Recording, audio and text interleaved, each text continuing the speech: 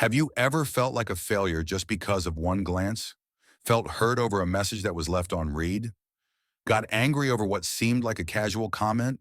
And then you believed those emotions as if they were the undeniable truth?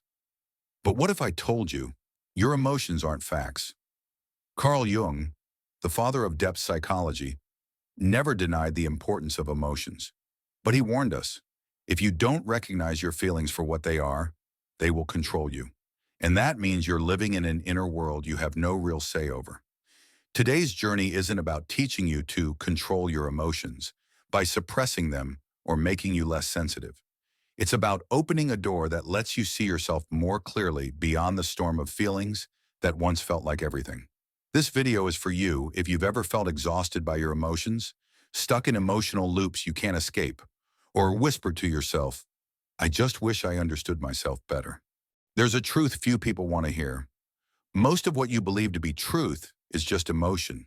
Your emotion, not the event, not the facts, but a reaction, a wave, a surge that moves faster than thought and stronger than reason. Don't believe it? Remember the last time someone walked past you and didn't say hi? You might have felt hurt, rejected, or disrespected within 5 seconds, but maybe they were just lost in thought. Perhaps they had a stomach ache.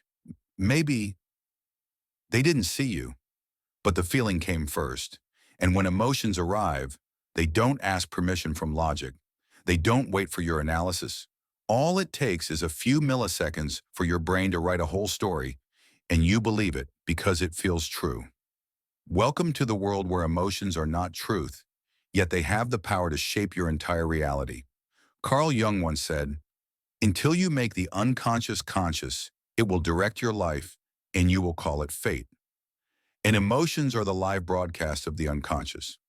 When you're sad for no reason, irritated but can't explain why, or anxious even though everything seems fine, that doesn't mean you're irrational. It means your unconscious is knocking. But instead of opening the door, what do? We shut it. We push it down. We tell ourselves, I'm fine. But those emotions don't disappear. They move into your habits, into your decisions, into the way you love, the way you fear, the way you avoid. Do you think you fall for someone because they're attractive? Maybe. But maybe they remind you of someone who once hurt you, and now deep down, you're trying to rewrite that story. You think you're afraid of failure because you want success? Not necessarily. Maybe you're worried because every mistake you made as a child came with shame, blame, or punishment. Emotion is not just a response to the present. It's an echo of the past, of unhealed memory. And when you're not aware of that, you live in a loop. You see something, feel something, you believe it's true, and then you act as if it's fact. We live in a world flooded with data, but most feelings still drive most choices. When you buy something, walk away from someone, or change your path, you think you made a rational decision. But truthfully, your brain had already chosen. Emotion decided. Logic just came in afterward to justify it, like a skilled lawyer, not to find the truth, but to win the argument. Here's the real danger. If you don't realize this, use emotion as a compass. You'll think, I feel anxious, so something must be wrong. I feel uncomfortable around this person, so clearly they're a problem. I feel inadequate, so I must be failing. But emotions are just emotions. They need to be heard, not obeyed without question. Here's what matters most. Emotions are real, but they're not always true. Your sadness is real. Your anger is real. Your feeling of being unloved is real. But the reason for those emotions might not be. Maybe you're not reacting to now. Perhaps you're reliving a past you haven't named, a childhood wound, a moment that was never seen. And when you go through life without knowing this, you give emotion the wheel. You trust it without pause. You let it drive while logic sits in the passenger seat. But you don't need to choose between emotion and reason. What you need is awareness, pause, reflection. Give yourself a moment to ask yourself, where is this emotion coming from? What is it trying to tell me? And is this reality or just an echo from the past? You can't stop emotions, and you shouldn't try. Emotions are your early warning system, but you can learn to see through them, to understand what's underneath. And once you do, you're no longer controlled by emotion. You begin to guide your own life. Carl Jung never taught us to master emotions by suppressing them. He invited us into the inner world, where every emotional wave is a doorway into a more profound truth. And when you walk through that door, you see, behind fear is a longing to be loved. Behind anger is a buried heartbreak. Behind insecurity is a forgotten child. And once you see that, you stop fearing your emotions. You begin to respect them, not because they're always right, but because they're always real. And from that realness, you'll find the path back to yourself. Have you ever asked yourself, if emotions aren't the truth, then what is? This is precisely where depth psychology and neuroscience meet. In a famous experiment by psychologist Antonio Damasio, he studied patients who had damaged the parts of the brain responsible for processing emotion. The result? They could still think logically but were nearly incapable of making decisions. You heard that right. Without emotions, you can't decide. This means that emotions are not just an accessory. They're foundational. But the issue is that the foundation isn't built on the present. It's shaped by countless past experiences, especially from childhood. So when you overreact to something seemingly minor, you're not responding to that event. You're triggering an old emotional loop that's never been considered. Carl Jung called this emotional recall.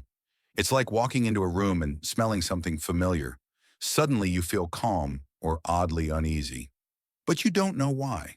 That's emotion arriving before language. And if you don't pause to observe it, you'll mistake it for truth. I feel this way, so it must be real. Jung also said, intense emotions are often signs that an archetype is being activated. In other words, every time you overreact, it's likely because an unconscious pattern is being touched. Maybe it's the image of a father you could never please. Perhaps it's the memory of being compared to another kid. Maybe it's the fear of being left behind as a child when your mother left without saying goodbye. These aren't present-day facts, but emotion brings them back to life, and you behave as if they're happening all over again.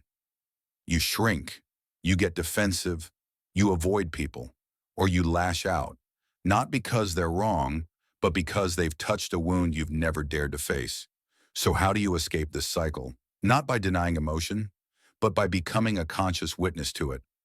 Start asking yourself, does this feeling seem familiar? When have I felt this way before? Is the person in front of me the problem? Or am I projecting something from the past? These questions aren't meant to invalidate your emotions. They're intended to decode them, to help you see that emotions aren't the enemy. They're signals, they're calls, they're doorways inward. But if you'll stay stuck in the same old scripts, you're not brave enough to walk through. Carl Jung didn't want you to live rationally but emotionally detached.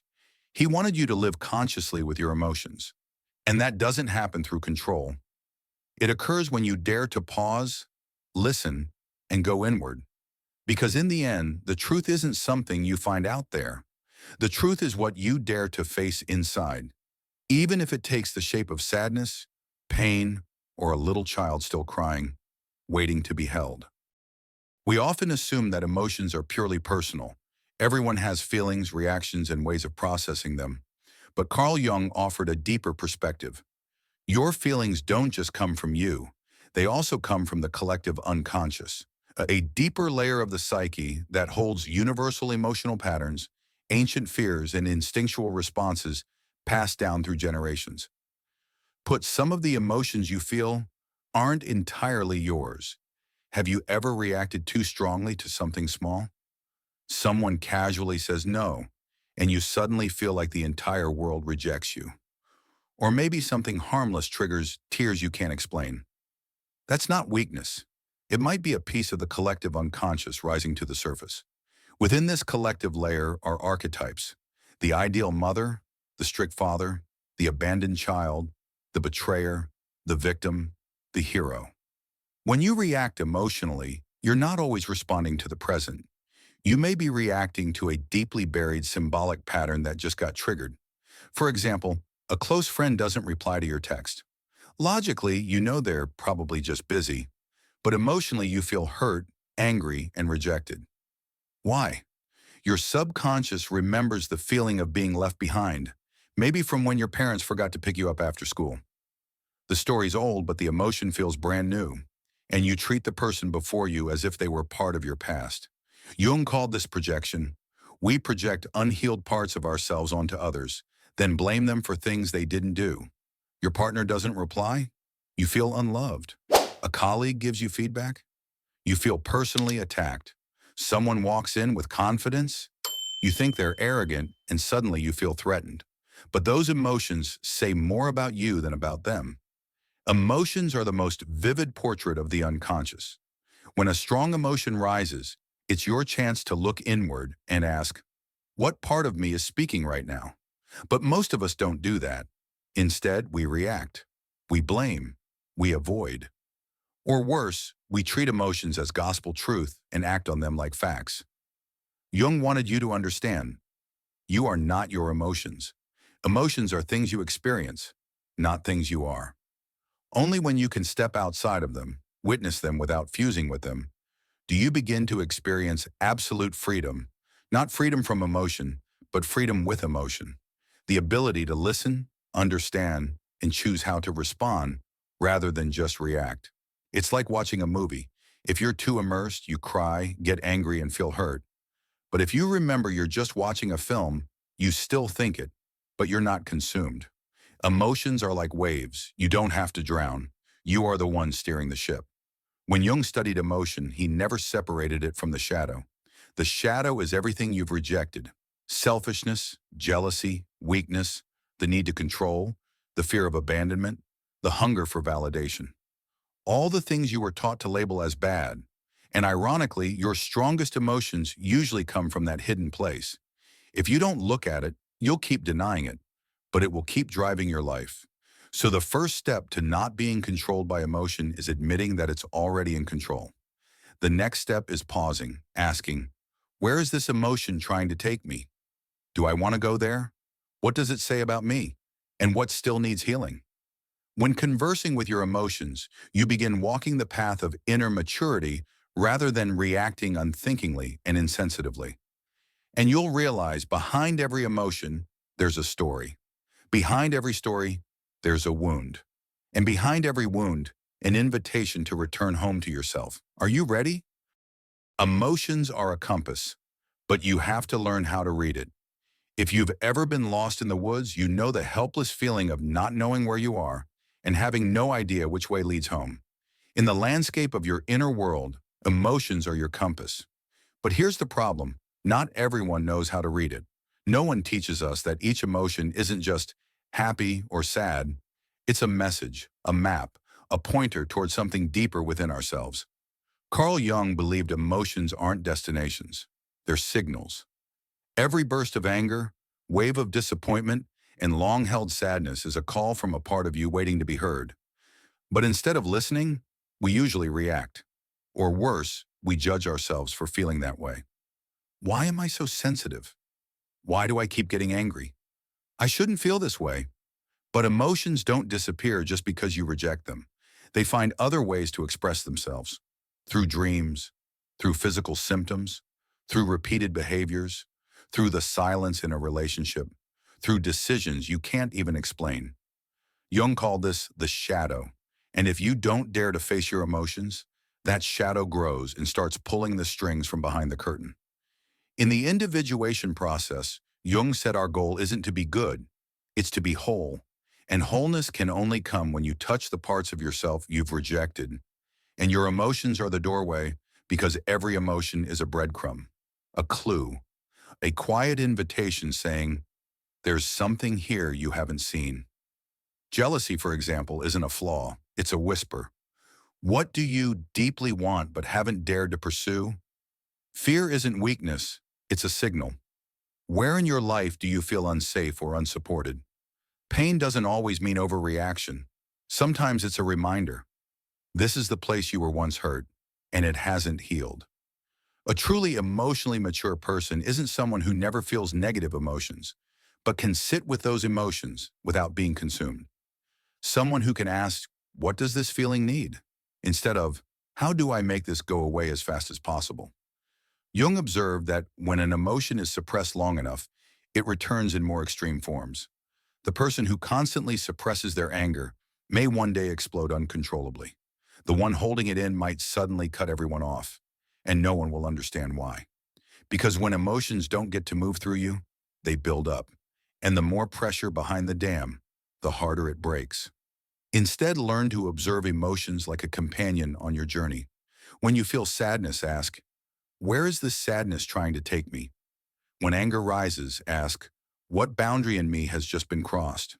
When fear shows up, ask, what am I about to lose? Or what am I afraid to face? This isn't a mental game. It's the work of awareness. And when you begin to live with that awareness, emotions no longer control you. You still feel them, but you don't get swept away. You experience them, but they don't define you. And from that space, you can act instead of reacting unconsciously. Jung once said, there is no coming to consciousness without pain. But the real fear isn't in the emotion itself. It's in living your entire life not knowing where those emotions are taking you.